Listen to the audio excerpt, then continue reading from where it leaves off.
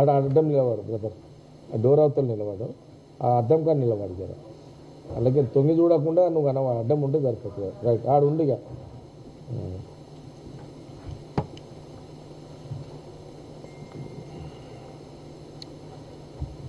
ప్రధానంగా ఈరోజు ఈ యొక్క ప్రెస్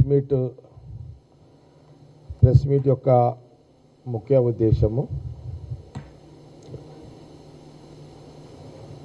నేను ఈరోజు ఎలక్ట్రానిక్ మీడియా, ప్రింట్ మీడియా కొన్ని పేపర్లు చూసినాను మార్నింగ్.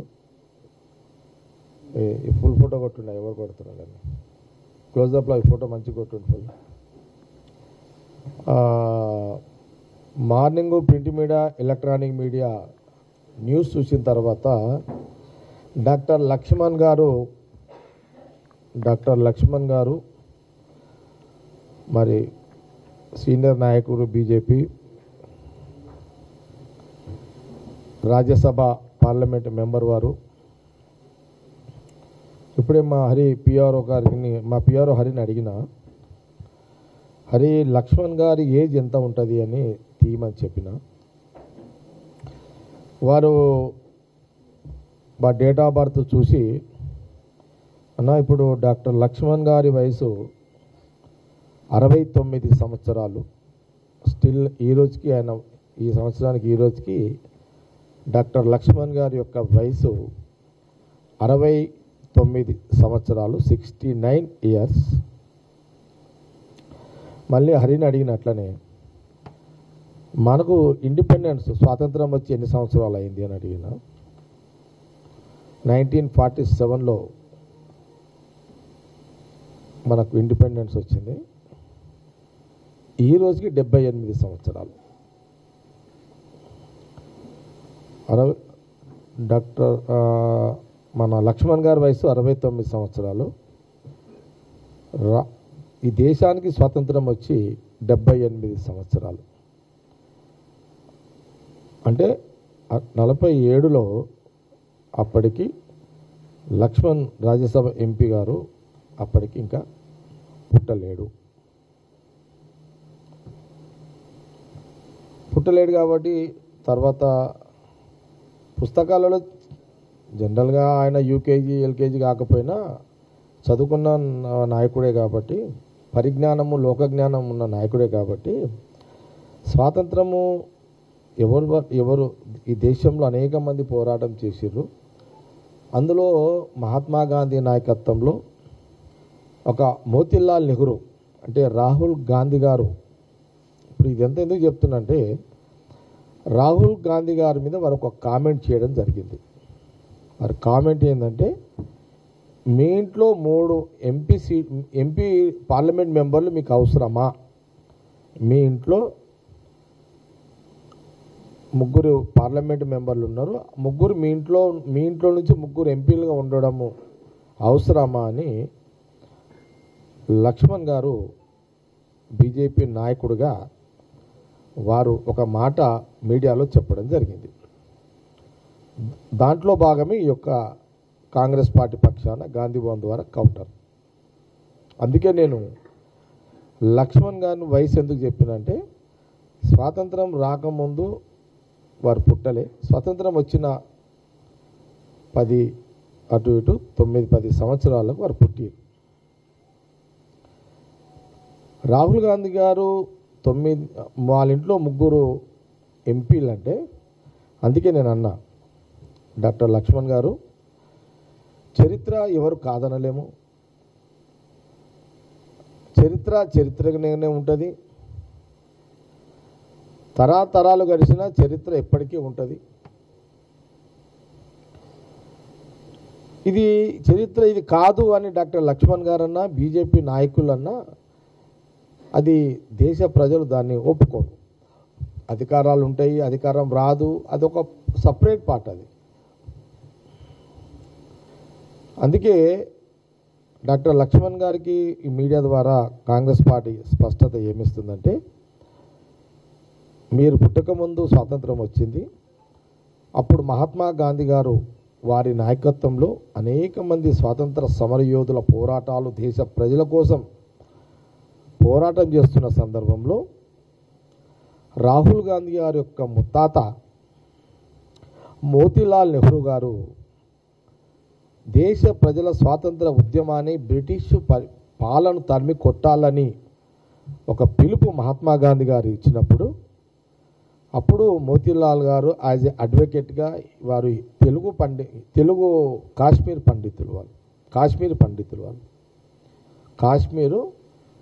పండితులు చాలా సందర్భంలో చెప్పిన వాళ్ళు బ్రాహ్మణ్స్. కాశ్మీరు పండితులు రాహుల్ గాంధీ గారి యొక్క కుటుంబం అని పలుమార్లు కాంగ్రెస్ పార్టీ నేనే అనేక సందర్భాలు చెప్పడం జరిగింది. ఆ రోజు మహాత్మా గాంధీ యొక్క పోరాటము, దేశ ప్రజల పోరాటము, దేశ స్వతంత్ర పోరాట భాగంలో ఆనాటి మోతీలాల్ నెహ్రూ గారు వేల కోట్ల రూపాయల ఆస్తులని వారు ఉన్న ఇల్లు నుంచి మొదలుకుంటే వారు నివసించే ఇల్లు కూడా వాళ్ళు మహాత్మా గాంధీ గారి నాయకత్వంలో దేశ ప్రజల స్వతంత్ర ఉద్యమ పోరాటానికి ఆస్తులు వాళ్ళు ఇచ్చేయడం జరిగింది. ఈ చరిత్రని డాక్టర్ లక్ష్మణ్ గారు ఛాలెంజ్ చేయగలుగుతారా? కాంగ్రెస్ పార్టీ ద్వారా చేయగలుగుతారా? నంబర్ 1, ఇది కాదు అని చెప్పే సాహసము, ధైర్యము డాక్టర్ లక్ష్మణ్ గారు ఏదన్నా చర్చకు దీనికి ముందుకు రాగలుగుతారా? Number 1 point. నంబర్ 2 పాయింట్, ఈ దేశానికి అనేక మంది ప్రాణత్యాగాలు, అనేక మంది ప్రజలు, నాయకుల త్యాగాల ఫలితమే ఈ మహాత్మా గాంధీ గారి యొక్క నాయకత్వంలో ఆ రోజులలో మోతీలాల్ నెహ్రూ వారి సహకారంతో ఉద్యమ స్ఫూర్తికి అందించిన వారి త్యాగాలను దృష్టిలో పెట్టుకొని దేశ ప్రజలు మహాత్మా గాంధీ గారు జవహర్లాల్ నెహ్రూ గారిని ప్రధానమంత్రి చేయడం జరిగింది. రాహుల్ గాంధీ గారి ముత్తాత లక్ష్మణ్ గారు మీకే చెప్తున్నది, ఎవరికో కాదు, లక్ష్మణ్ గారికే చెప్తున్నా మీడియా ద్వారా, గాంధీ భవన్ మీడియా ద్వారా లక్ష్మణ్ గారికి, బీజేపీ రాజ్యసభ ఎంపీ గారికి తెలియజేస్తున్నాను. జవహర్లాల్ నెహ్రూ గారు ప్రధానమంత్రి అయిన తర్వాత బ్రిటిష్ పాలనలో స్వతంత్రం రాకముందు వచ్చిన తర్వాత తినడానికి ధాన్యము గింజలు కూడా లేని పరిస్థితిలో మన దేశం యొక్క వ్యవసాయ పరిస్థితి ఉంది. అలాంటి పరిస్థితుల్లో జవహర్లాల్ నెహ్రూ గారు ప్రధానమంత్రి కాగానే ముందు వారి ఆలోచనలో వచ్చింది ఏంటంటే కడుపు నిండా తిండి పెట్టే పరిస్థితి దేశ పాలన రావాలి అని వ్యవసాయానికి సంబంధించిన అభివృద్ధి, వ్యవసాయ భూములు, వ్యవసాయాన్ని ఎట్లా అభివృద్ధి చెందించాలి, దేశం మొత్తంలో అన్ని గ్రామాలలో వ్యవసాయ రైతులను ప్రోత్సహించాలి, అక్కడ ధాన్యము పండిస్తే దేశం కడుపు నిండా 3 పూటలు తిని పండుకుంటారు, నిద్రపోతారు, సంతోషంగా జీవితాన్ని గడుపుతారు అని ఆ రోజు జవహర్లాల్ గారు తీసుకున్న పాలసీలో భాగమే వ్యవసాయ అభివృద్ధి చెందడం. అక్కడి నుంచి మొదలైంది దేశ యొక్క ప్రగతి. వ్యవసాయ భూముల వాటి నీరు ఏర్పాటు చేయడం కానీ, దాన్ని సంబంధించిన ఏమేమి ఏర్పాట్లు చేయాలో ఆ రోజు వ్యవసాయ అభివృద్ధి చెందే కార్యక్రమం మొదలైంది. దాని తర్వాత ప్రధానమంత్రి హోదాలో జవహర్లాల్ నెహ్రూ గారు ఒక నిర్ణయం ఏం జరిగింది, ఇది కొన్ని ప్రాంతంలో పంట పండుతుంది, కొన్ని ప్రాంతంలో పండదు, కొన్ని ప్రాంతంలో వ్యవసాయ భూములు ఉంటాయి, కొన్ని ప్రాంతంలో బీడు భూములు ఉంటాయి, కొన్ని ప్రాంతంలో నీరు ఉండదు, కొన్ని ప్రాంతంలో నీరు ఉంటుంది. ఈ ఎంత ఒక ప్రభుత్వ యంత్రాంగం అంతా ఒక ఆలోచనతో ఇట్లా కాదు, భూమి ఎక్కడైతే వ్యవసాయాలు అక్కడ పండిన పంట దేశంలో పండని ప్రాంతాల్లో కూడా పంపించడము, లేకపోతే కాలక్రమంలో అసలు వర్షాలు లేక నీరు లేక పంటలు లేకపోతే మరి ధాన్యం ఎట్లా అని ఒక ఆలోచనతో ఆ రోజున మరి జవహర్లాల్ నెహ్రూ గారు ఒక కొత్త ఆలోచనతో వారు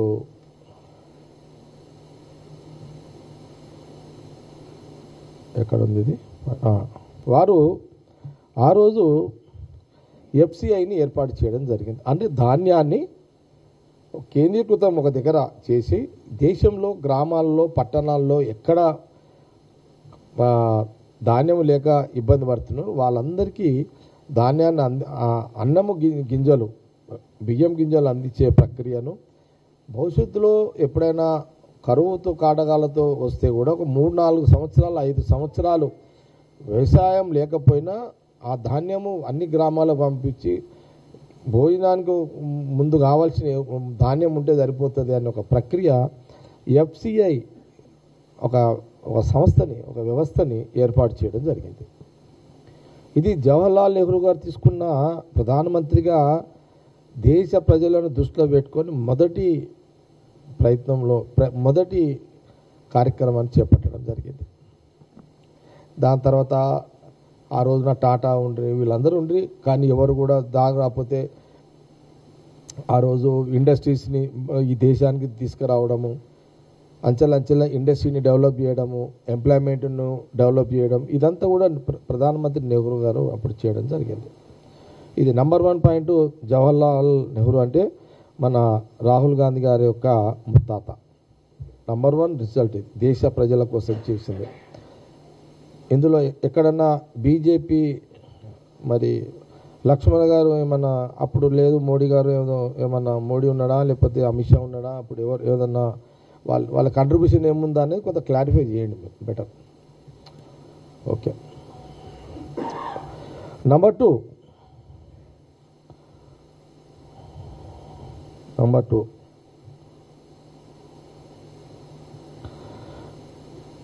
అదే దేశంలో పరిశ్రమలు తీసుకొచ్చి ఈ దేశాన్ని అనేక డ్యాములు కట్టారు, అనేక ఇండస్ట్రీ తీసుకొచ్చారు. ఎగ్జాంపుల్ మీకు కొన్ని చెప్తాను. జవహర్లాల్ నెహ్రూ గారు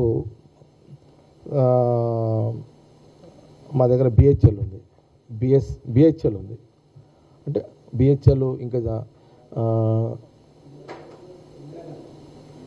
అంతకుముందు ఇంకా అది ఓకే ఇది ప్రధానంగా. తర్వాత ఇందిరాగాంధీ గారు ప్రధానమంత్రి అయ్యారు. ఇందిరాగాంధీ గారు ప్రధానమంత్రి అయిన తర్వాత ఇందిరాగాంధీ గారు, లక్ష్మణ్ గారు, ఇందిరాగాంధీ ఎవరో మీకు తెలుసు కదా. ఇందిరాగాంధీ ప్రధానమంత్రి గారు తెలుసు, రాహుల్ గాంధీ గారి యొక్క నాయనమ్మ. ఓకే. రాహుల్ గాంధీ గారి యొక్క నాయనమ్మ ఇందిరాగాంధీ గారు, వారు ప్రధానమంత్రి కాగానే ఈ దేశంలో ఉన్న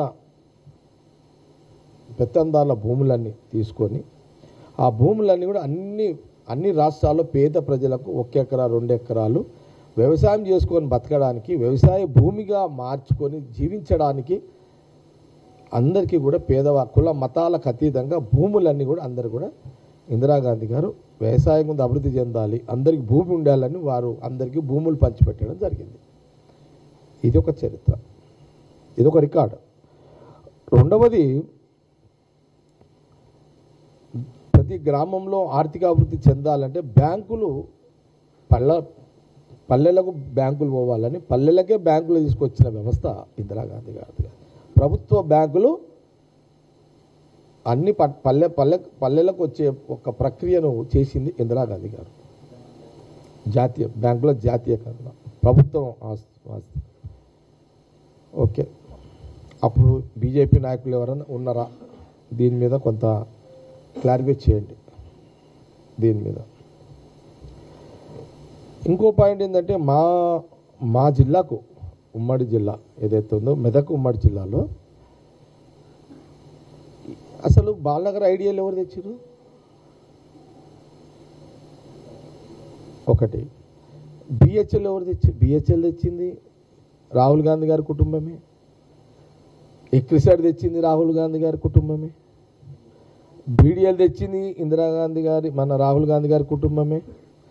మా ఆర్డినెన్స్ ఫ్యాక్టరీ ఎద్దుమేళం సంగారెడ్డి తెచ్చింది రాహుల్ గాంధీ గారి కుటుంబమే. ఎక్కడైనా ఇలాంటి ఇండస్ట్రీస్ని తీసుకొచ్చిన చరిత్ర బీజేపీ ప్రధానమంత్రులది, మాది ఉన్నది అని మీరు ఎక్కడైనా క్లెయిమ్ చేసే అవకాశాలు ఉన్నాయా? మీరు చెప్పగలుగుతారా? ప్రశ్న కాంగ్రెస్ పార్టీ.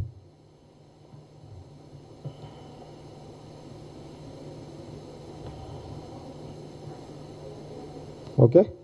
ఇందిరాగాంధీ గారిది అదొక చరిత్ర.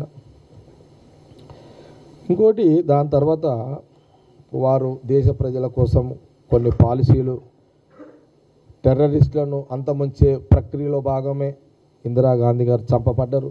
బలిదానమయ్యారు. ఇదొక చరిత్ర. దాని తర్వాత ఇందిరాగాంధీ గారి తర్వాత రాజీవ్ గాంధీ గారు ప్రధానమంత్రిగా దేశ ప్రజలు మళ్ళీ అతను చేశారు. రాజీవ్ గాంధీ గారు ప్రధానమంత్రి అయిన వెంటనే వారు తీసుకున్న ప్రధానమైన నిర్ణయము 2 నిర్ణయాలు. ఒకటి 18 సంవత్సరాలకే ఓటు హక్కు. ఈ ఓటు హక్కు ప్రతి యువకుడికి 18 ఏళ్ళ యువకుడికి ఓటు హక్కు కల్పిస్తే వారి యొక్క జీవన విధానము జీవన సిస్టమ్ అంతా తాను మలుచుకునే అవకాశాలు ఉంటాయి అని 18 ఏళ్ళకే ఓటు హక్కును కలిగించి తన యొక్క పవర్ని ఆ 18 ఏళ్ళ యువకుడు యువతి యొక్క పవర్ని వారి చేతికి ఇవ్వడం జరిగింది. వారి ఓటు హక్కు ద్వారా వాళ్ళ లైఫ్ను సెట్ చేసుకునే ఒక అవకాశాన్ని అక్కడ రాజీవ్ గాంధీ గారు 18 ఏళ్ళకి ఓటు హక్కు తీసుకొచ్చారు. దానితో పాటు ప్రధానమైన అంశం ఏంటంటే ఈరోజు హైదరాబాదులో కర్ణాటక కానీ అన్ని రాష్ట్రాల్లో ఈరోజు సాఫ్ట్వేర్ ఇంజనీర్లు అంటారు, ఐటీ డెవలప్ అయింది అంటున్నాము, సాఫ్ట్వేర్ డెవలప్ అయింది అంటున్నాము. కోట్ల మంది ఈరోజు దేశంలో ఉద్యోగాలు వెళ్తున్నారు. అమెరికా లాంటి దేశాలలో కానీ లేకపోతే ఇంకా విదేశాల్లో పోతున్నారు. ఈరోజు ఐటీ టెక్నాలజీ పరంగా ఆ రోజు రాజీవ్ గాంధీ గారు తీసుకున్న విధానాలే ఈరోజు టెక్నాలజీ పరంగా ఈ దేశంలో నేను కొన్ని సందర్భాల్లో కోడ్ చేయడం కూడా జరిగింది. ప్రధానమంత్రి ఆ రోజు రాజీవ్ గాంధీ గారు ఉన్నప్పుడు వారు ఆ నిర్ణయం చేసే టైంలో ఈ రాష్ట్రంలో నెదురుమల్లి జనార్దన్ రెడ్డి గారు ఈ రాష్ట్రానికి కాంగ్రెస్ ముఖ్యమంత్రి. ఈ రాజీవ్ గాంధీ గారి యొక్క ఆలోచన టెక్నాలజీ ఐడియాని ఇమ్మీడియట్లీ ఉమ్మడి రాష్ట్రంలో నెదురుమల్లి జనార్దన్ రెడ్డి గారు ఇమ్మీడియట్లీ క్యాచ్ చేసి దానికి సంబంధించిన ఒక డిజైన్ని వారు మనం ఏదైతే ఇప్పుడు చంద్రబాబు నాయుడు గారు విజన్ అని మనం చెప్తాం, మనం హైటెక్ సిటీ ఈ డిజైన్ అంతా కూడా నెదురుమల్లి ఆ రోజు రాజీవ్ గాంధీ గారు ఒక టెక్నాలజీ ఆలోచన విధానంలో నుంచే ఇమ్మీడియట్లీ అప్పుడు ఉమ్మడి రాష్ట్ర ముఖ్యమంత్రి నెదురుమల్లి జనార్దన్ రెడ్డి గారు ఈ హైటెక్ సిటీ ఈ సిస్టాన్ని అంతా కూడా తీసుకురావడం జరిగింది. తెచ్చిన కొన్ని తర్వాత వారు ముఖ్యమంత్రి దిగిపోయారు. తర్వాత చంద్రబాబు నాయుడు గారు వచ్చారు. దాన్ని అదే డిజైన్ని వారు ఫాలో అయ్యారు. అక్కడక్కడ ఈరోజు హైదరాబాదు ఒక కర్ణాటక ఇంకా అనేక రాష్ట్రాలు ఈరోజు ఈ టెక్నాలజీ ఈ యొక్క ఐటీ ఈ సాఫ్ట్వేర్ ఇంజనీర్స్ వీళ్ళంతా ఎక్కడి నుంచి వచ్చారు? ఆ రోజు రాజీవ్ గాంధీ గారి యొక్క పునాదే టెక్నాలజీ పునాదే ఇదంతా జరుగుతుంది. ఇలాంటి యొక్క కంట్రిబ్యూషన్ బీజేపీ ప్రధానమంత్రి ఎక్కడైనా ఉన్నదా చెప్పండి. లక్ష్మణ్ గారిని నేను కాంగ్రెస్ పార్టీ అడుగుతున్నాను. లేదు. సరే, వారు కూడా తర్వాత ఎల్డిటి వాళ్ళతోటి గొడవలైనవి, కొన్ని పాలసీలలో అయింది. ఆయన కూడా చంపబడ్డారు. అది కూడా ఒక చరిత్ర. అందుకే రాజీవ్ గాంధీ టెక్నాలజీని సాఫ్ట్వేర్ అభివృద్ధి చేయడం పట్ల రాజీవ్ గాంధీ గారి యొక్క పాత్ర ఈరోజు చాలామంది ఉద్యోగాలు చేసుకుంటున్నారు. కోట్ల మంది ఉద్యోగాలు చేస్తున్నారు. సాఫ్ట్వేర్ ఇంజనీర్స్ కానీ ఏది ఉద్యోగాలు చేస్తున్నారు, వాళ్ళకు లక్షల జీతాలు వస్తున్నాయి. ఇట్లా అనేక మంది కోట్ల మంది ఈరోజు వారు రాజీవ్ గాంధీ గారు తెచ్చిన టెక్నాలజీ సిస్టంలో నుంచి వచ్చిన ఉద్యోగాలు ఇవన్నీ కూడా. ఈ విషయంలో కూడా లక్ష్మణ్ గారు ఏదైనా దీని మీద డిబేట్కి కాంగ్రెస్ పార్టీతో సిద్ధమా? ఓకే. అట్లాగే దాని తర్వాత సరే, అంతకుముందు పివి నరసింహారావు గారిని ప్రధానమంత్రి చేసిన చరిత్ర సోనియా గాంధీ గారిది. ముందరైతే పివి నరసింహారావు గారిని ప్రధానమంత్రి చేసింది ఎవరు? సోనియా గాంధీ గారే కదా చేసింది. సరే, ఇప్పుడు చాలామంది నరసింహారావు గారిని స్టాచ్యూస్ మొన్న ఏదో కేసీఆర్ పెట్టిండు, ఆయన ఒక సినిమా చూపెట్టిండు, బీజేపీ మేము పార్లమెంట్లో పెట్టినాం. కానీ నేనేమంటున్నా, బీజేపీ నాయకులారా, బీఆర్ఎస్ నాయకులారా, పివి నరసింహారావునని కాంగ్రెస్ పార్టీ సోనియా గాంధీ గారు ప్రధానమంత్రి చేసింది కాబట్టి మీరు ఆయన స్టాచ్యూలు మీరు పెడుతున్నారు. మరి ఆ రోజు ఆయన ప్రధానమంత్రి చేయకపోయి ఉంటే ఈరోజు మీరు పివి నరసింహారావు స్టాచ్యూలు పెట్టేవాళ్ళ? ఈ యొక్క బేస్, ఈ అవకాశం ఉమ్మడి రాష్ట్రానికి తెలంగాణ గడ్డకు ప్రధానమంత్రి పోస్ట్ అవకాశం ఇచ్చింది ఎవరు? సోనియా గాంధీ గారు. ఈ చరిత్ర ఎట్లా కాదంటాము? भाई आज क्या किया भाई, पीवी जी को अवमान किए। अरे आप भाषण देते आप लोग, पीवी नरसिम्हा राव जी को अवमान किए कांग्रेस पार्टी। अरे क्या अवमान किए भाई राव?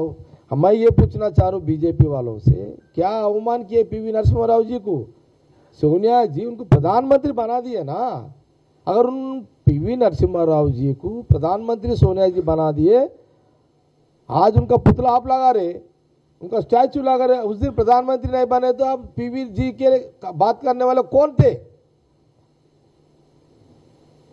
आप तो पीवी नरसिम्हा राव को प्राइम मिनिस्टर नहीं बनाए, बीजेपी वाले नहीं बनाए, ना केसीआर नहीं बनाए, बनाए सोनिया गांधी जी।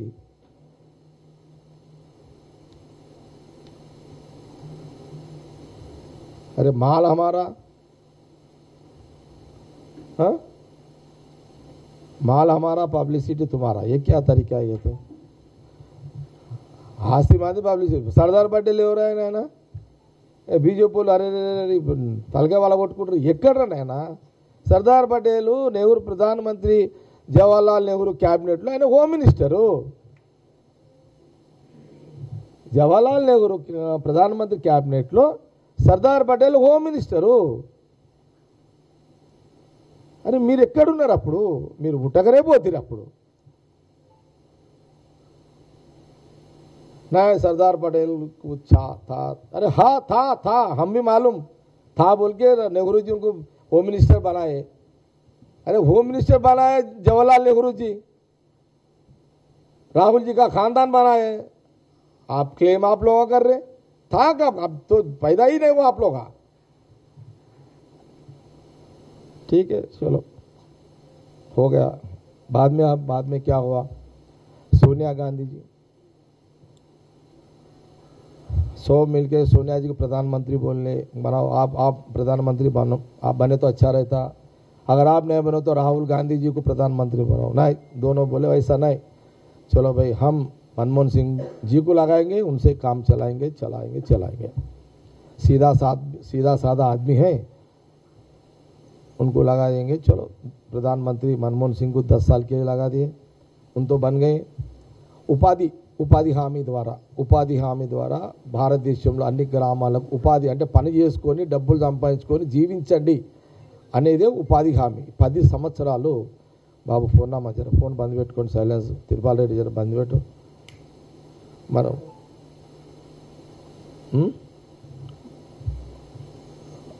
నేను 4 నెలల తర్వాత వచ్చిన ప్రెస్ మీట్. తిరుపాల్ రెడ్డి నువ్వు నాది వింటావా, నువ్వు ప్రెస్ మీట్ ఫోన్ వింటావా? ఓకే ఏమంటే ఉపాధి హామీ అంటే ఏంటిదంటే ఒక గ్రామంలో అన్ని గ్రామాలలో అన్ని ఇళ్లల్లో 5 మంది ఉంటే 5 మంది పని చేసుకొని రోజుకు 500 అంటే 2500 రూపాయలు సంపాదించుకొని జీవించండి అనేది ఉపాధి హామీ పథకం. ఇది సోనియా గాంధీ గారు, రాహుల్ గాంధీ నాయకత్వంలో మన్మోహన్ సింగ్ గారు డిస్కషన్లో ఈ ఉపాధి హామీ పథకాన్ని అమలు చేయడం జరిగింది. ఇదంతా జరిగింది. ఓకే, ఇది ఒక చరిత్ర, ఇదంతా ఒక చరిత్ర. రాహుల్ గాంధీ గారు ఇంత చరిత్రతో కూడుకున్న కుటుంబానికి నువ్వు లక్ష్మణ్ గారు మీ ఇంటికి 3 పదవులా? ఏమన్నా అర్థం ఉందా నీ మాటలకు? ఏమన్నా ఆలోచన ఉందా నీ మాటలకు? నీ నోరుకి ఏమన్నా దానికి ఒక అంటే నాలుగు ఉంది కదా అని మాట్లాడుతున్నావా లక్ష్మణ్ గారు? స్వాతంత్రం రాకముందు నువ్వు పుట్టకపోతే వాళ్ళ ఖాందాన్ ఆస్తులని వాళ్ళు వంచిర్రు. నీ అమ్మ 5,000 10,000కి అన్నదమ్ములో కాలు చేతులు కొట్టుకుంటాం ఈడ. 1,00,000 రూపాయలు పంపకం ఉంటే అన్నదమ్ముల మధ్యలో పంచాయతీలు అవుతుంటాయి. ఈడ వేల కోట్ల రూపాయలు మోతీలాల్ నెహ్రూ గారు స్వాతంత్రం కోసం గాంధీ గారి చేతిలో పెట్టి ప్రజలను కాపాడు, పోరాటం చేయి, బ్రిటిష్ తరిమికొట్టు అని ఒక నినాదంతో ఆస్తులు ఇచ్చిన చరిత్ర గల కుటుంబం మీద లక్ష్మణ్ గారు మీరు మాట్లాడుతున్నారే. మీ అమ్మనాయన అడగండి అయ్యా, మీ అమ్మని అడుగు, మీ నాయనని అడుగు. నువ్వు పుట్టకముందు మీ అమ్మ నాయన ఉన్నారు, అడుగు లక్ష్మణ్ గారు. మీ అమ్మ చెప్తుంది, అరే అట్లా అనకరా నాయన బిడ్డ, నువ్వు పుట్టలేవురా, వాళ్ళు దేవుళ్ళు రా, మహానుభావుడు రా, దేవుళ్ళ తర్వాత దేవుళ్ళు రా అని మీ అమ్మ నాయన నీకు చెప్తారు. మీడియా పరంగా చెప్పకపోవచ్చు నా కొడుకు బీజేపీ అని, కానీ చెవులనే చెప్తారు నీకు. ఇది చరిత్ర, మనమేమి ఇది కల్పితాలు కావు కదా. కాబట్టి చివరిగా ఈ దేశ నిర్మాణమే గాంధీ నెహ్రూ కుటుంబం త్యాగాల మీద ఆధారపడి ఉన్నది ఒక చరిత్ర. విలువైన వాళ్ళ ప్రాణాలను, విలువైన వాళ్ళ ఆస్తులను దేశ ప్రజల కోసం దారాదత్తం చేసి త్యాగాలు చేసిన చరిత్ర వాళ్ళ కుటుంబం. రాహుల్ గాంధీ గారు ఒక కుటుంబం. కాంగ్రెస్ పార్టీ పుట్టి చాలా సందర్భాల్లో చెప్పడం జరిగింది, కాంగ్రెస్ బర్త్డే పుట్టింది దాదాపు ఈనాటికి 140 సంవత్సరాలు. మీరు పుట్టి 40 సంవత్సరాలు. కాంగ్రెస్ పార్టీ పుట్టిన డేట్కి మీరు పుట్టిన డేట్కి 100 ఏళ్ళు ఫరక్ ఉంది. 100 ఇయర్స్ తేడా ఉంది. 100 साल फर्क है. अरे कहाँ 140 कांग्रेस पार्टी, कहाँ 40 साल की आपकी पार्टी. फर्क नहीं है क्या? मैं ये सवाल कर रहा हूँ लक्ष्मण जी, भाई 140 कहाँ है, 40 कहाँ है? आपका 40 को हमारा 140 को 100 साल फर्क है. 100 साल फर्क है.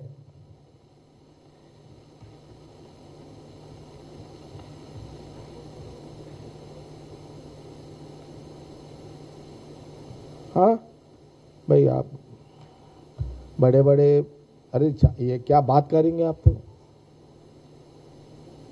अरे कुर्बानी दिए भाई वो लोग. हाँ, देश के जनता के लिए कुर्बानी दिए, खानदानी कुर्बानी दिए, खानदानी वो लोगों को प्रॉपर्टी कुर्बानी दे दिए.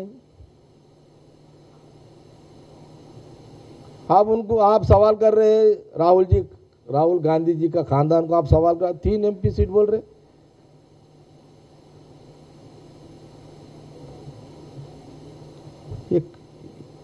भाई मैं एक बात पाना, हमारे हरी जी एक बात हमारे सामने रखे अभी.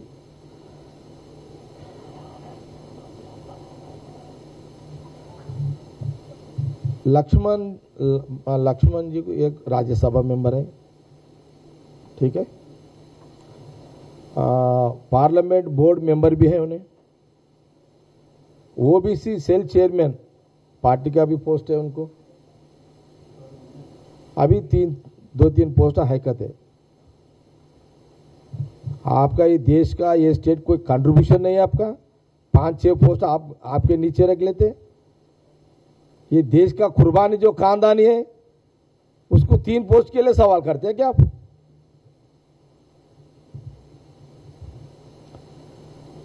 कहाँ राहुल जी खानदान, कहाँ बीजेपी खानदान की बात है. ये बातें ऐसी बातें मत करो. मैं बीजेपी वाले दरखास्त करूंगा, ये कर रहा हूं भाई. ऐसे बात गिर के बात मत करो. आपके बातों से आपका इतना नीचे गिर मत हो. आप लोग दिल पड़ा कर लेके आप बात करो. मैं इससे पहले बोला राज्यसभा MP जी लक्ष्मण जी,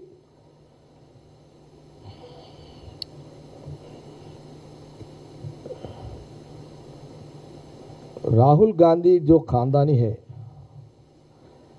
राहुल जी का जो आइडियोलॉजी है, राहुल गांधी जी का जो सैक्रिफाइस फैमिली है, आपका बीजेपी में कोई एक का नाम बोल सकते क्या? मैं इतना सारे बातें जितने भी जवाहरलाल नेहरू से लेके यहां तक मनमोहन सिंह तक, यहां राहुल गांधी आज तक भी जो भी देश जनता के लिए जो भी हुआ, ये देश जनता के या एग्रीकल्चर या एम्प्लॉयमेंट,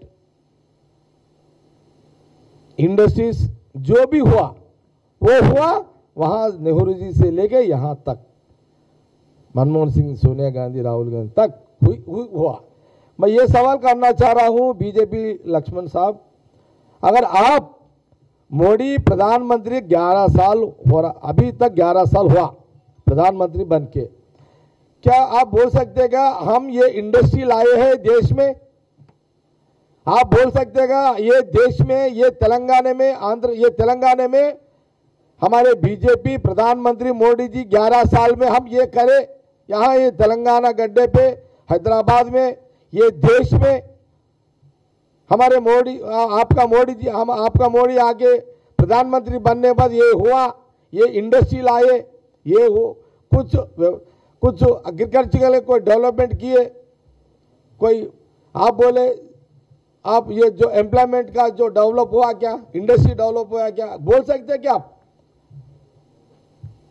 कोई चैलेंज कर सकते क्या? कांग्रेस पार्टी से डिबेट को रेडी है क्या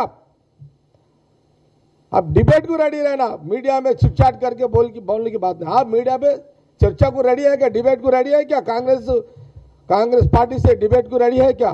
आपका 11 साल का हुकूमत में प्रधानमंत्री बीजेपी का क्या हुआ, क्या करे, क्या कर सके, क्या करे आज तक?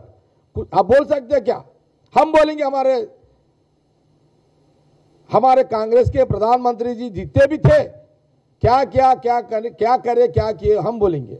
उसको डिबेट के लिए आप रेडी है क्या? आप ఉన్నారా మీరు రెడీగా ఉన్నారా? సిద్ధంగా పేపర్లో లేదో 3 వాక్యాలు చెప్పారు, రాసేసారు, రాస్తారు వాళ్ళు. మీరు అన్నారు కాబట్టి వాళ్ళు రాస్తారు.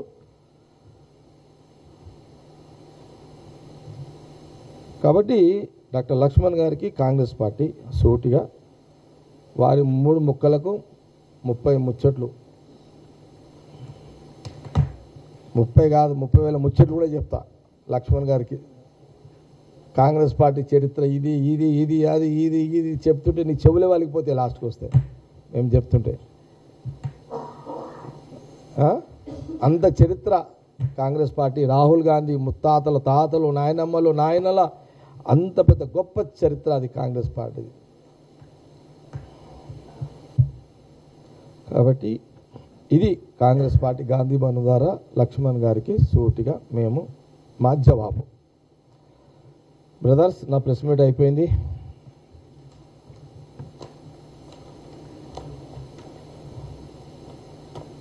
హరి ప్యూరస్ ఆఫ్ ఫైల్ చేసి పెట్టుకో, ఇక పెన్ ఎవరు తప్ప.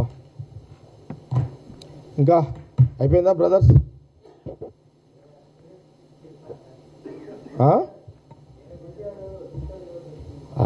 మీరు అడగండి, చెప్పాలా చెప్పొద్దా నేను డిసైడ్ చేసుకుంటా. అట్లా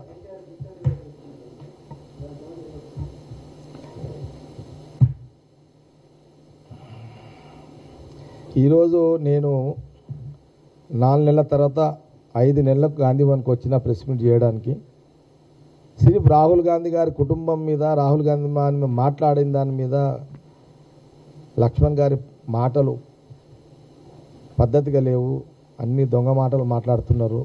ఇప్పుడున్న జనరేషన్ తెలియదు, చెప్పాలి ఇప్పుడున్న వాళ్ళకు. కొంత మీ మీడియా ద్వారా, గాంధీ భవన్ మీడియా ద్వారా కొంత మెసేజ్ తెలుస్తుంది ఇప్పుడున్న జనరేషన్ కానీ ఒక ప్రయత్నంలో భాగమే నేను ఈరోజు గాంధీ భవన్కి వచ్చి ఈ ప్రెస్ మీట్ పెట్టడం జరిగింది. ఇక రేపు ఆయన దీక్ష చేస్తాడు, ఎల్లుండి ఇంకోటి దీక్ష చేస్తాడు.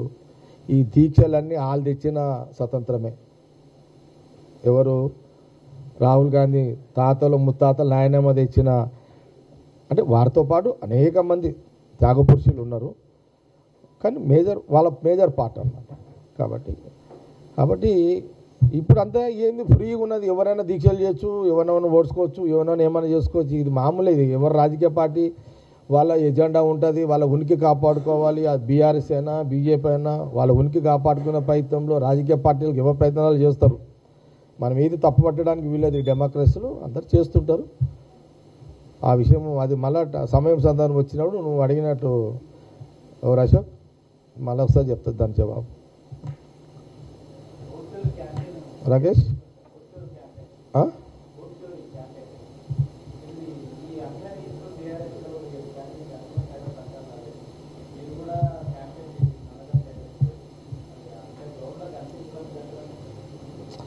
జనరల్గా రాహుల్ గాంధీ గారు ఏదైతే ఓట్ చోరీకి సంబంధించిన అనేక అంశాలు, అనుమానాలు వారు లేవనెత్తిరో అవి నిజంగా కొన్ని ఏళ్ల తరబడి, కొన్ని సంవత్సరాల తరబడి ప్రధానంగా బీజేపీ ఈనాటి నుంచి కాదు, బీజేపీ బేసికల్గా అంటే 40 ఏళ్ళ నుంచి వాళ్ళ సుదీర్ఘమైన ప్రయత్నం ఇది. అది ఈ ఒక్కనాటిది కాదు, ఈ ఓట్ చోరీ బీజేపీది.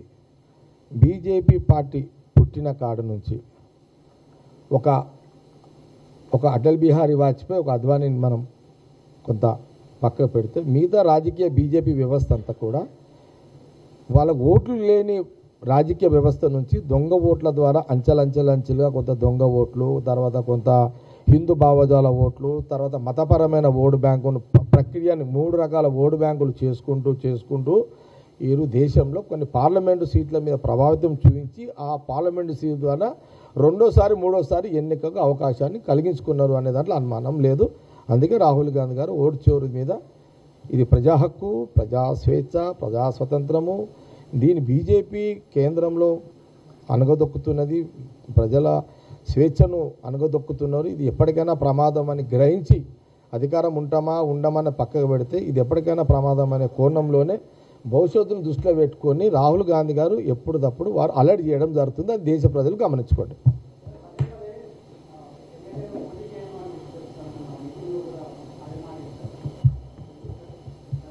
ఇప్పుడు నేను ఎమ్మెల్యే నిలబడకపోతే పోయేదేముంది, నిలబడితే వచ్చేదేముంది, ఏం చెప్పి అది పెద్ద సమస్య కాదు కదా.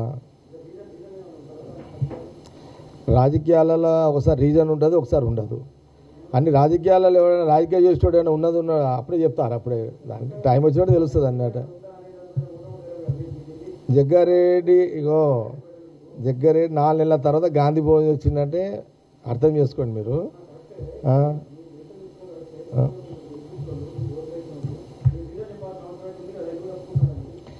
ఇప్పుడు నేను పోటీ చేయకపోతే రాష్ట్రం కొట్టుకుపోయేది లేదు, మా సంగారెడ్డి పబ్లిక్ పోయేది. అది సమస్య నా వైపు, నా ఎమ్మెల్యే పంచాయతీ. మీ గాంధీ భవన్లో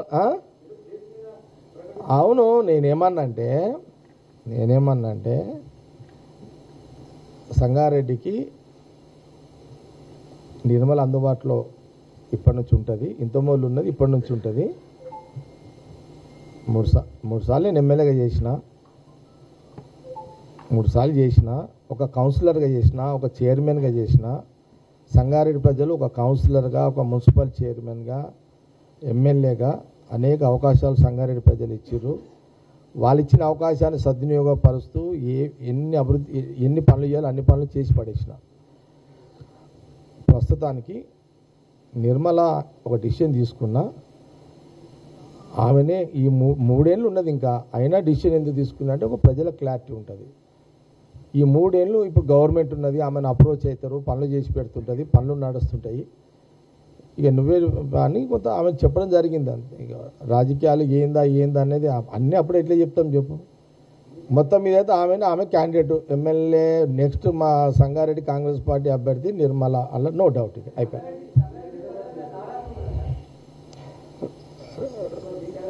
నాకు నచ్చింది నారాజే.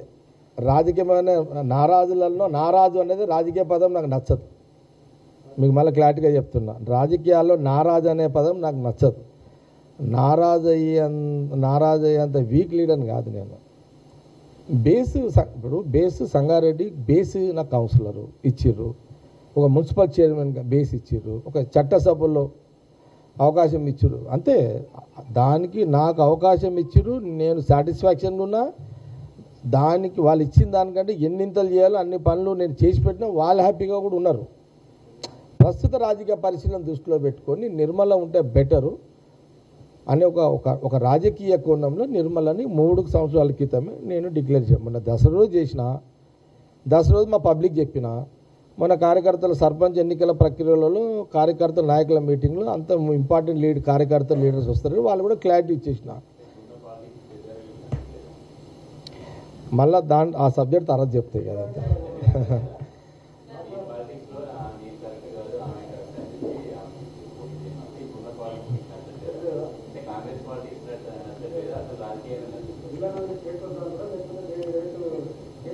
రాజకీయాలన్నీ అన్ని ప్రశ్నలకు జవాబు ఒకటే రోజు చెప్తే మెటీరియల్ ఉండదు, తర్వాత చెప్తా మీకు అదంతా.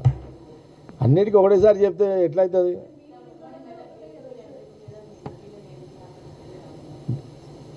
మరి ఇప్పుడే చెప్తే కదమ్మా, రాజకీయాల నారాజు అనే వర్డింగ్ నాకు నచ్చదు. మా డీసీసీ ప్రెసిడెంట్ విషయంలో క్లారిటీ ఉన్నది. నిర్మలని 5 ఏళ్ళు ఆమెనే అన్నది నాకు, నేను 5 ఏళ్ళు చేసిన, కొత్తలకు అవకాశం ఇస్తే బాగుంటుంది. నాకు కాంగ్రెస్ పార్టీ సీఎం రేవంత్ రెడ్డి మళ్ళీ వాళ్ళందరూ కలిసి నాకు టీజేసీ చైర్మన్ ఇచ్చారు కదా, నేను ఇక్కడ కాన్షియన్స్ చూసుకుంటూ టీజేసీ చైర్మన్ బాధ్యతలు నెరవేరుస్తా, జిల్లా ప్రెసిడెంట్గా వేరే వాళ్ళకి ఇస్తే బాగుంటుందని ఆమె ఎప్పుడో చెప్పింది నాకు. అందులో బాగా ఆ లోపలనే దామోదర్ రాజనరసింహ గారు ఉజ్వల్ రెడ్డిని పెట్టాలనుకుంటున్నా అంటే, పెట్టేయన్నా ఏముంది జిల్లాలో నువ్వు ఏది చెప్తే అదే చేస్తాం కదా, పెట్టేసుకోండి అని చెప్పేసిన, లెటర్ కూడా ఇచ్చేసిన. మహేష్ కుమార్ గౌడ్ గారు కూడా నాతో మాట్లాడారు, అన్న ఏంది లెటర్ పంపించినావు అంటే, అవును యాక్సెప్ట్ చేయని చెప్పిన. తర్వాత సురేష్ శెట్టి గారు తర్వాత నాతో మాట్లాడిండు. శెట్టి గారు ఏం పెద్ద చెడు ఉద్దేశం ఆలోచన కాదు, ఇక ఇంటర్నల్ పాలిటిక్స్ ఉంటాయి కదా, ఇల్లు అన్నాక అవి కూడా ఉంటాయి ఇక, ఆ చిన్న చిన్నవి కూడా ఉండొద్దా ఇక, ఏముండకపోతే ఇల్లు ఎట్లయితుంది, సంసారం ఎట్లయితుంది, ఆ చిన్న చిన్నవి అలా ఇక అది అది ఉంటాయి, కొన్ని ఉంటాయి. సరే జగన్ మా తమ్ముడు అడుగుతున్నాడు అని ఆయన అప్లై చేసిండు, సంజీవ్ రెడ్డి చేసిండు, నేను అప్లై చేస్తున్నాను, నువ్వు స్వేచ్ఛ ఉంది కాంగ్రెస్లో, అందరు చేసుకొని ఉంది కదా, చేసిర్రు, ప్రస్తుతానికి ఆపిర్రు. మళ్ళీ దామోదర్ గారు, సురేష్ శెట్కర్ గారు అండ్ మా నారాయణఖేడ్ ఎమ్మెల్యే సంజీవ్ రెడ్డి గారు, ఇంకా ఓడిపోయిన అక్కడ జయరాబాద్ చంద్రశేఖర్ ఉంటాడు, లేదా గిరిధర్ రెడ్డి ఉంటాడు, వాళ్ళంతా కూర్చుంటారు, మాట్లాడుకుంటారు. మళ్ళా దామోదర్ గారు అనేది కన్విన్స్ చేస్తాడు, వాళ్ళన్నీ చేస్తాడు, అట్లా కాదు గిట్లా కాదు అనుకుంటారు. మా సంగారెడ్డి ఉమ్మడి జిల్లాకు సంబంధించి రాజకీయంగా మేము ఎప్పుడు కూడా ఆ రోజు గీతారెడ్డి గారు కానీ దామోదర్ గారి మధ్యలో ఉన్నప్పుడు కూడా ఇవన్నీ లేవు. నాకు గీతారెడ్డి గారు జగన్ ఏదైనా ఉంటే నువ్వు చూడు, దామోదర్ ఈయన కూడా నువ్వే చూడు గీతారెడ్డి, నాకు చెప్పేటోళ్ళు వీళ్ళంతా. మాకు చిన్న చిన్నగానే సహజంగా ఉండేది, కానీ మేజర్గా రాజకీయమైనటువంటి కక్షలు కానీ సంగారెడ్డి జిల్లా మట్టుకైతే మొదటి నుంచి ఆ సాంప్రదాయాన్ని పెట్టుకోలేము, లేవు. కాబట్టి అది ఏమి ఇబ్బంది లేదు. త్వరలో ఈ ఎన్నికలు అయిన తర్వాత దామోదర్ గారు, మళ్ళీ సురేష్ శెట్టి గారు, సంజీవ్ రెడ్డి గారు, మిగతా కొంత ఓడిపోయిన ఎమ్మెల్యే, నాదైతే నేను ఒపీనియన్ చెప్పేసిన. కాబట్టి మళ్ళీ వాళ్ళు కూర్చుంటారు, సమన్వయం చేసుకుంటారు, చేసుకొని మళ్ళీ దామోదర్ గారు మినిస్టర్ అంతా వాళ్ళని కన్విన్స్ చేసి మళ్ళీ సెట్ చేస్తారు, ఇబ్బంది ఏం లేదు. మీరు ఎవరు టెన్షన్ పడకుండా సంగారెడ్డి జిల్లా గురించి డోంట్ వరీ, ఎక్కువ ఆలోచన చేసుకోకండి. క్లియర్.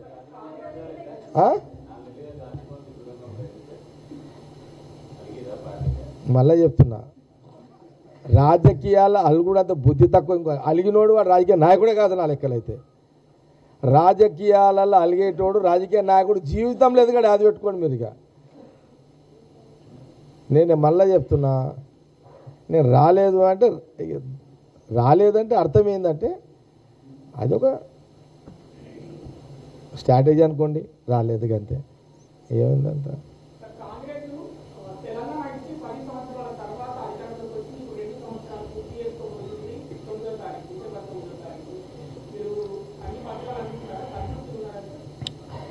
పక్కా నేను as a Congress party working ప్రెసిడెంట్గా, యాజ్ ఏ కాంగ్రెస్ పార్టీ వర్కర్గా నేనైతే 10 ఏళ్ళ పాలన టీఆర్ఎస్ తర్వాత 2 ఏళ్ళ కాంగ్రెస్ పాలనలో ముఖ్యమంత్రి రేవంత్ రెడ్డితో పాటు ఎంటైర్ మా cabinet minister as a Rahul Gandhi గారి డైరెక్షన్లో ఫస్ట్ మహిళలకు ఉచిత బస్సు ప్రయాణం ఫస్ట్ రిజల్ట్. దాని మీద రకరకాలుగా వచ్చారు, సీట్లు దొరుకుతలేవు అని కొందరు, అదొక చర్చకే వేదిక అయిపోయింది బస్సులు. అయితే ఆడు పరిరానోడైతే ఇక ఇప్పుడు బస్సులు పెంచుండే ఎందుకు వచ్చింది, ఉచిత బస్సు ప్రయాణ పథకం అమలైంది కాబట్టి అపోజిషన్ కూడా మాట్లాడిండు. అంటే ఉచిత బస్సు ప్రయాణం మహిళలు సరే, ఇక ఇప్పుడు కడుపు నిండక ముందు ఒక లెక్క ఉంటుంది, కడుపు నిండి ఒక ముచ్చట వస్తుంది. ఇప్పుడు బస్సు ప్రయాణం, ఇప్పుడు మేము ఒకవేళ ఫ్రీ బస్సు పెట్టలేదనుకో, ప్రతిపక్షాలు ఏమంటాయి, బస్సు ప్రయాణం పెట్టలేదు అంటారు కదా. బస్సు ప్రయాణము, ఉచిత బస్సు ప్రయాణం మొదలైంది, సీట్లు దొరుకుతలేవు, ఆడవాళ్ళ కాంపిటీషన్ పెరిగింది. ఓకే, ఇది ఎక్కడైనా ఉంటుంది. మరి మళ్ళీ ఏమన్నారు ఆపోజిషన్ వాళ్ళు, మీరు ఫ్రీ బస్సు పెట్టారు కాబట్టి ఆడవాళ్ళు కొట్లాడుతున్నారు, అది నువ్వే అంటావు, పెట్టలేదంటావు, పెడితే కొట్లాడుతున్నావు నువ్వే అంటావు. అంటే ప్రతిపక్ష పాత్ర ఎప్పుడు ఎట్లుంటుందంటే, వాళ్ళు రాజకీయంగా జీవించాలి కాబట్టి ఏదో ఒకటి అనాలి కట్టదు. బస్సు ప్రయాణం నంబర్ 1 సక్సెస్ఫుల్ పథకం, 500కే గ్యాస్ సిలిండర్ సక్సెస్ఫుల్ పథకం, 200 యూనిట్లు ఫ్రీ కరెంటు సక్సెస్ఫుల్ పథకం, సన్న బియ్యం రేవంత్ రెడ్డి గారు, ఉత్తమ్ రెడ్డి గారు కూర్చొని సన్న బియ్యం, ఈరోజు రాష్ట్రంలో సన్న బియ్యం తింటున్నారు, సన్న బియ్యం అన్నం చేసుకొని తృప్తిగా తింటున్నారు. ఇది ఒక రేషన్ కార్డు, ఒకటి అనుకుంటే ఒకటి అయిపోయింది, ఇన్ని ఇస్తామనుకుని ఇన్ని ఇచ్చేసినాం, అయిపోయింది. ఎంతమంది అంతమందికి ఏమన్నారు సీఎం గారు, ఉత్తమ్ గారు, చలో అందరు అడుగుతున్నారు, డిమాండ్ పెరిగిపోయింది, ఇచ్చేసేయండి రేషన్ కార్డులు ఇచ్చేసారు. అచ్చా 2 లక్షలకు రుణమాఫీ అయిపోయింది. అది ఎక్కడ ఏం దాన్ని అయింది అంతే. ఇక మేము రిజల్ట్ రైతులు మాకు ఇక సపోర్ట్లు కొట్టినారు లేదా మనం రాహుల్ గాంధీ అన్నారు, రేవంత్ రెడ్డి చేసేసి అయిపోయా క్లియర్. అచ్చా 500 బోనస్, 500 బోనస్, ఈరోజు 500 బోనస్ రైతులకు ఇస్తున్నాం కదా. మీకేమైనా డౌట్ ఉందా Gandhi Bhavan media? Any doubt? Hari ఇస్తున్నాం. ఓకే. ఇందిరమ్మ ఇల్లు ఇప్పుడు ఆదిలాబాద్ కొడితే నువ్వు డబల్ బెడ్రూమ్ చూపెడుతుంది, కొల్లూరుది ఆదివాసుల అడవులలో కూడా ఈ డబల్ బెడ్రూమ్ చూపెడుతుంది. కొల్లూరు డబల్ బెడ్రూమ్లకు ఆదిలాబాదు, నిజామాబాద్, కరీంనగర్కి బాటలకే సంబంధమే. కానీ అదే రాహుల్ గాంధీ గారి నాయకత్వంలో కాంగ్రెస్ గవర్నమెంట్ వస్తే ఆనాటి పాలన కాంగ్రెస్ పాలనలో ఇందిరమ్మ ఇల్లు ఎట్లుండనో ప్రతి గ్రామానికి 5 లక్షల రూపాయలు ఇందిరమ్మ ఇల్లు. ఫస్ట్ విడతలో 3500 మందికి ఇండ్లు శాంక్షన్ ఇచ్చేసారు. ఆన్లైన్ పెట్టారు, పైరవులు లేవు, ఏం లేవు, డైరెక్ట్గా పెట్టుకున్న వాళ్ళకి ఇచ్చేసారు. 2వ విడత రెడీ అయింది, 3వ విడత ఉంది, ఇంకా 3 ఏళ్ళు కదా, 3, 4, 5 విడతలు వస్తాయి. అల్టిమేట్ ఏ గ్రామంలో ప్లాట్ ఉంటుందో వాళ్ళకి ఇల్లు, ఇందిరమ్మ ఇల్లు 5 లక్షలు ఇచ్చేస్తున్నాము. జెన్యూన్ పర్సన్కి అందుతుంది. నీకాడ ఇల్లు ఉన్నోనికి ఇల్లు, మీదున్నోనికి రాదేమో. అసలు ఈ జాగా ఉంది, 100 గజాలు జాగా ఉంది, ఇల్లు లేదనడానికి వస్తుంది కదా. ఏ గ్రామంలో, పట్టణంలో, ఏ వార్డులో పోయినా నీకు ఇందిరమ్మ ఇల్లు అప్లై చేసుకుంటే డైరెక్ట్గా వస్తుంది. ఇందిరమ్మ ఇల్లు సక్సెస్ఫుల్లే కదా. ఇవన్నీ మౌలికంగా మానవుడికి గ్రామీణ ప్రాంతంలో, పట్టణ ప్రాంతంలో అవసరాలు ఏదైతే ఎమర్జెన్సీ ఉన్నాయి ఇవన్నీ కూడా ల్యాండ్ అయిపోయినాయి, అన్నీ అయిపోయినాయి, లైనప్ అయిపోయినాయి మొత్తము. మొదటి విడత అయిపోయింది, 2వ విడతకు వస్తుంది, 3వ విడతకు వస్తుంది, ప్రాసెస్ అన్నీ నడుస్తూనే ఉన్నాయి కదా.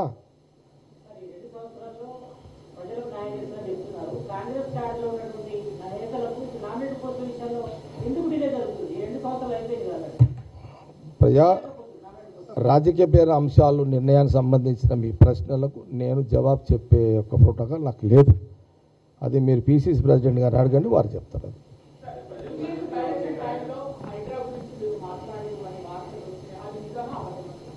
ఏంది?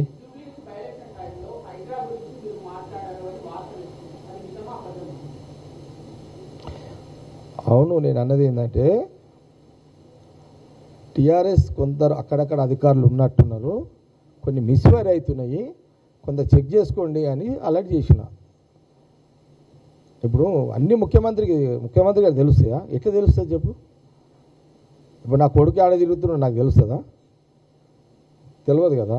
ఎంత కొడుకు అయితే నేను ఈడ వాడుకున్నా ఆడనని చెప్తాడు ఎవడన్నా? ఎక్కడన్నా కొన్ని అవుతుంటాయి, మిస్ఫైర్ అవుతుంటాయి, ఏం చేయలేము దాంట్లో.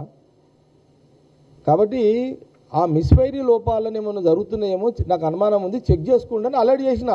అవి తప్పుదాలు పట్టడం కాదు, అలర్ట్ చేసుకోండి. ఎవడన్నా మన శత్రువులు ఉంటారు కదా, కాబట్టి అంత అలర్ట్ చేసిన, అంతే, దాంట్లో ఏం లేదు. ఏమో చారి ఏం అడుగుతున్నావు?